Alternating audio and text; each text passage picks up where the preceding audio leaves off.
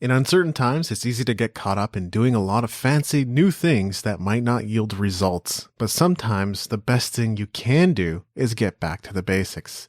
That's what we're going to be looking at in this episode of the New Music Industry Podcast.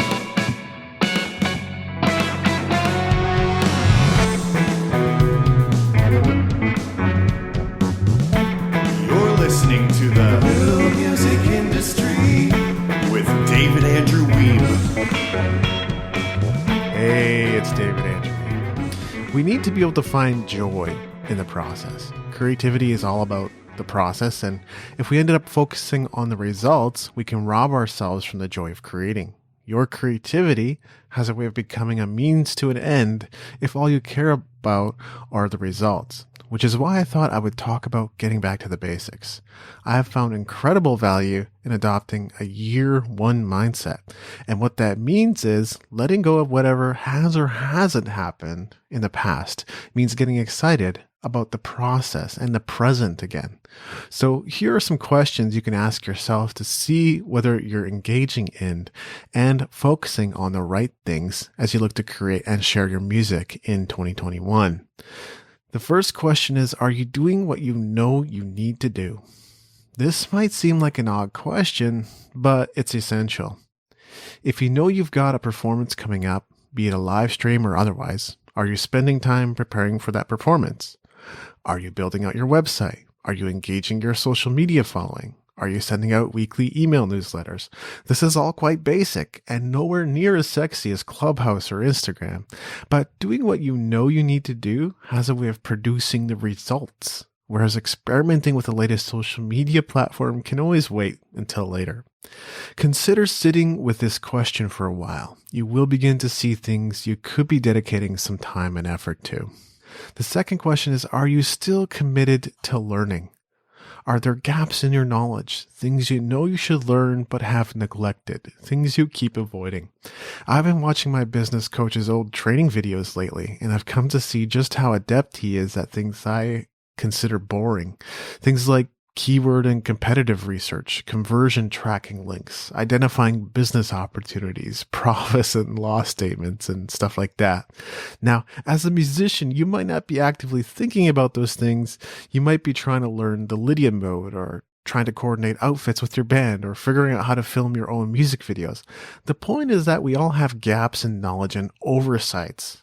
There are things we avoid, things we don't like, and things we're not good at. If these areas don't have a direct impact on your career, then we don't necessarily need to put all our time into developing strengths in them. But if they are holding back our careers, we should be willing to revisit them because our next breakthrough will probably come from augmenting our weaknesses. The next question, do you have the right pieces in place? You may have heard me talk about James Schramko's Own the Racecourse methodology before. It's a system for creating your own platform and growing it through the publishing of content.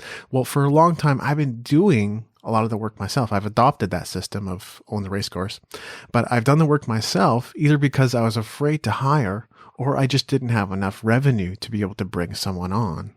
But I recently brought on a podcast editor, and this has shaved several hours off my work week. And that's time I can reallocate to other work or just relaxing and resting. And that's when I started to see that the system works much better when you have the right pieces in place before even beginning. I didn't. I was trying to do it all myself. So are there any apps you know you should buy but haven't yet? Would you benefit from hiring a freelancer to handle your graphics? Could you delegate menial tasks to someone who would be willing to handle them for a small fee? The engine works much better when all the other parts also have what they need to operate, be it fluids, belts, batteries, or otherwise. I don't understand cars. I just thought it was a good metaphor. The next question is, are you making checklists and procedure documents? Here's one thing I know a lot of people find boring, but creating and following checklists or procedure documents allows you to do things more consistently and efficiently.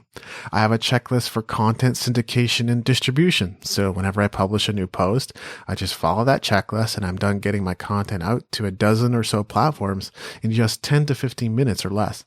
I wouldn't be as consistent, let alone efficient, if I didn't have that document. This kind of goes hand in hand with the last question, but it's drilling a little deeper into the pieces, and each piece kind of needs its own checklist or procedures, right? And it also relates to what I said earlier about boring tasks, because to a creative, systems seem incredibly uncreative. You don't need to systematize your songwriting. That's not what we're talking about. But maybe having a maybe having a process for your new releases would cut down on a lot of planning, brainstorming, and thinking. If you have a procedure you can follow and depend on every time you release new music, you can speed up the process and be clear on what you need to do next. The last question is, are you taking care of yourself? As I've said so many times before, your career or business doesn't exist without you. It doesn't work without it. In the car metaphor, you are the engine, and without the engine, the car can't run. Kind of like how you need a liver to live. Nothing else works when you don't work, and the cost of burnout can be significant in terms of time and money. Recovering from my last burnout took the better part of 6 months, and I still find that I need to moderate my workload and beware of overworking. And I need to beware of overdoing anything, be it caffeine, exercise, or otherwise. Are you feeding yourself quality fuel? Are you getting sleep and rest? Are you moving your body? Are you doing enough of the right things? Have a listen to episode 227 of the podcast with Yannick Tungley if you haven't already. He offers some great tips on taking care of your health and fitness. If you want to get back to the basics, you got to always make sure you're in good working order. You can't perform at your best unless you're looking after you. In summary, here are the questions you need to ask yourself. Are you doing what you know you need to do? Are you still committed to learning? Do you have the right pieces in place? Are you making checklists and procedure documents? Are you taking care of yourself? If you're already engaging in the basics, great. Otherwise, spend some time inside these questions. You will benefit from reflecting on them. So if you need guidance on any of this, I have been a longtime musician and creative coach. I have a program called the First Time Coaching Special for people like you who have yet to work with me. It's heavily discounted for newcomers. If you'd like to get started, simply go to musicentrepreneurhq.com/special. That's 3 words there. Music Entrepreneur HQ, as in headquarters.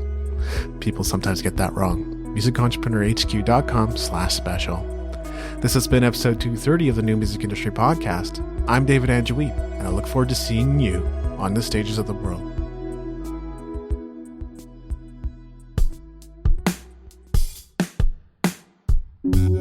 Thank you for listening. Music in this episode was brought to you by Brian Young. Wherever you're listening to this right now, please consider leaving a 5-star review and comment to help us get the word out about the podcast.